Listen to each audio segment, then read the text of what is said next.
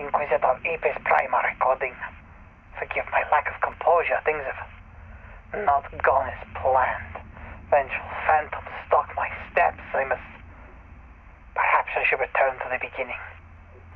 At first, I was most joyous to stand amongst kin once more, having arrived in the encampment led by Cornixtria, whose reputation precedes. I was curious what dangers might cause a legate of such renown to hesitate and fortify their position, rather than seek glory in bringing their fights to the enemy. Had the answers been known to me, I would not nearly have been so casual with the remark, nor would I have spoken as such in the legate's presence, had I known their gaze was upon me. Once the fury of the perfecti had been set to the wayside, the legate revealed to me their difficulties. Phantoms stalk the mines, and not only cost many of our brethren their lives, but have shielded the Promethean champion, a magus of engineering by the name of Freyk, from our eyes and weapons. No assault had managed to pass both the extra-dimensional invaders and the Promethean barricade, but I had faith in our mission. It was my suggestion that a single one of our kin might be able to breach the defenses through guile and subtlety, traveling incognito. I, of course, was promptly volunteered for this task, as I had already proven myself capable of traveling the facility on my lonesome. I am certain this fortunate selection had nothing to do with the desire to preserve the lives of his own team over my own, nor the legate's fury at the disappearance of their own inquisitor. Speaking merely for the record, I find such doubts unbecoming a legate of such stature. Cornix should know as well as any that the call of the Inquisition seldom meets smoothly with the regiment required of our more battle-hardened brethren. Such openness with a lack of faith does little to repair our reputation.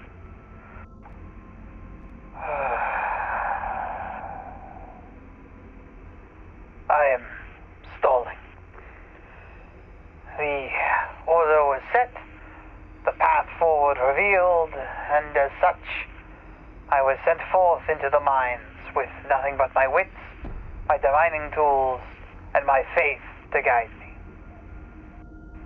Though I must confess, it was no shining example of clandestine operation, nor was it the march of a champion into battle. These tunnels are far more treacherous in the dark than I had anticipated. I am no man of the battlefield, and were I a sister of the Interfectors, I have no doubt they would have had me annulled for such an adulterated performance as I gave. If the radiological particulates that surround me did not give me away, a cacophony of metal and man as I sent myself crashing down a set of stairs most certainly did. I should have known that blunder could not have gone unnoticed. I had not halfway recovered my senses when I was set upon by a creature unlike anything I have seen. The sound of glass and immediate spikes in localized electromagnetic fields heralded its approach, but even with that warning, I was no match for the beast. It moves with unnatural swiftness, cloaked from my sight by some form of shroud, or perhaps some foreign property of its skin. It danced about me like an acrobat, leaping at me whenever I had the misfortune to have my back turned, or when I failed to keep track of it. It is no falsehood to say this creature would have had no trouble severing me from my mortal coil, and it quite nearly had.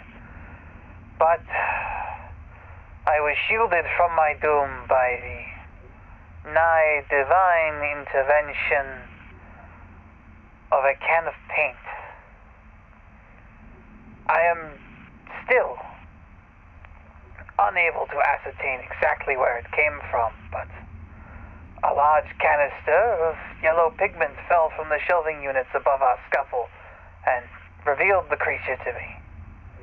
Deprived of its sight-stealing shroud, the creature proved far more manageable, even for a man of my paltry combative talents. It collapsed utterly after its demise, turned into some glittering grains of dust. I have collected a sample for study, and I shall deliver it upon my return to the Praetorium. Of course, my colorful savior did not leave me unmarked. I appear to have been utterly coated in the same substance, and I fear my chances of a clandestine escape from this geological catacomb may be mere fantasy now. Curse the fool I am. This is no place for respite. There are more. How close? I cannot say, but I cannot linger here. I must make my way to the Promethean fortress. I am unlikely to smoke them from their den, but at least I might bring wisdom to the Legate on a way to breach their perimeter and guide the Triari to an easier victory. And if the Phantoms should follow me, perhaps they'll find the Prometheans a more tempting target.